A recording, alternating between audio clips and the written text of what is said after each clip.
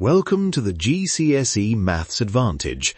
I'm Dr. James Carter, and every episode I'm going to break down one topic, show you where the marks are, and give you a quick win you can use in your next exam, whether you're targeting a grade 7 or pushing for a 9. Let's get into it. Hook. This one style of question cost more marks than almost any other on last year's papers. Students were comfortable with quadratics and fine with straight lines, but where they met, marks disappeared. Why? Because one tiny habit was missing. Stick with me for the next 10 minutes and you'll never lose those marks again. The concept, plain and simple. Where does a line meet a curve? In most GCSE questions, you are given two equations, one linear, one quadratic, and asked to find the intersection points. The algebra is always the same set of moves. Set the y expressions equal, rearrange to a standard quadratic, solve for x, then substitute back for y. Read the question twice, solve it once. Let's work through this step by step. Start with a simple factorable example so the idea is obvious.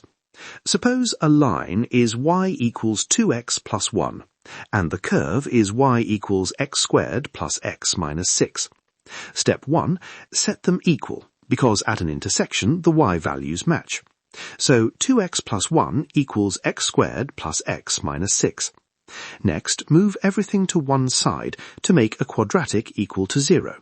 0 equals x squared plus x minus 6 minus 2x minus 1, which simplifies to 0 equals x squared minus x minus 7. Pause there. Check your arithmetic. Small mistakes here cost marks later. That quadratic, x squared minus x minus 7, isn't factorizable with integers, so you have two standard options. Use the quadratic formula, or, if the numbers allow, factorize. The quadratic formula gives x equals 1 plus or minus the square root of 1 plus 28 divided by 2, which is x equals 1 plus or minus the square root of 29 divided by 2. If you do that, write the exact surd answers first, then substitute each x back into the line y equals 2x plus 1 to find the corresponding y. This substitution step is crucial. Write it down so the examiner can give you the method mark even if you slip up with arithmetic. Quick contrast with an easier example that factorizes cleanly. If the quadratic becomes x squared minus 5x plus 6 equals 0, factorizing gives x minus 2 times x minus 3 equals 0, so x equals 2 or x equals 3. Then y values follow immediately. Practice both cases. Exams like to alternate between tidy factorizing questions and ones that force you to use the formula. Same method, different numbers. Let that sink in. Exam technique. Here's where the marks are. Typical 3 or 4 mark question breakdown.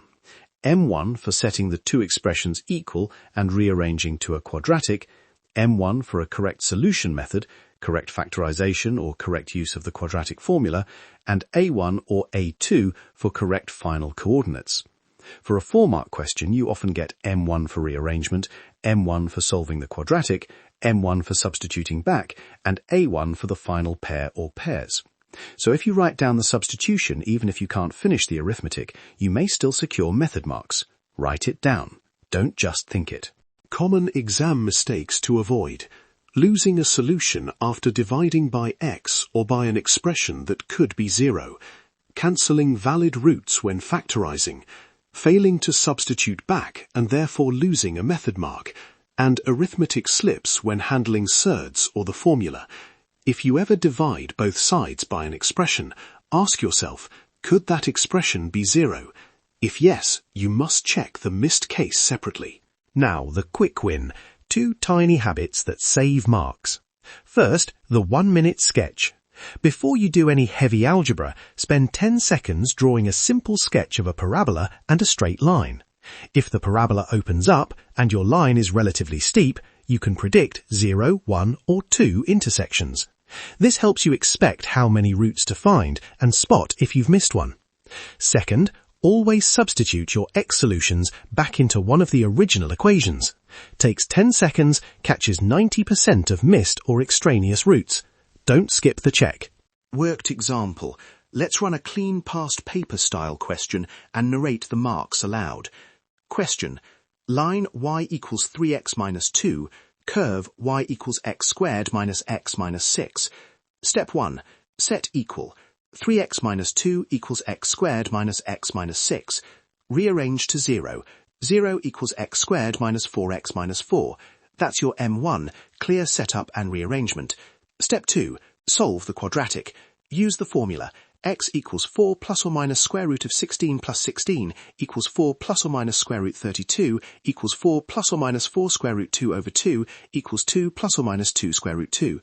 That's your method mark for the correct formula and algebra. Step 3.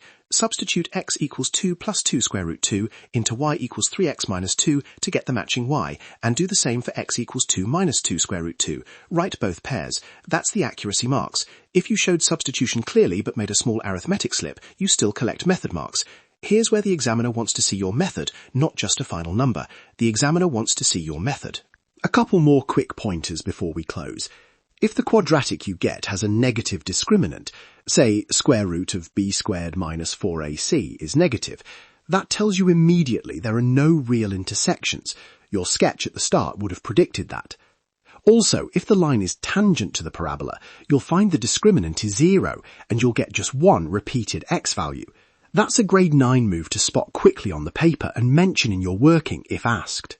That's your quick win for today. Recap in one sentence. Set equal, rearrange to a quadratic, solve carefully, and substitute back.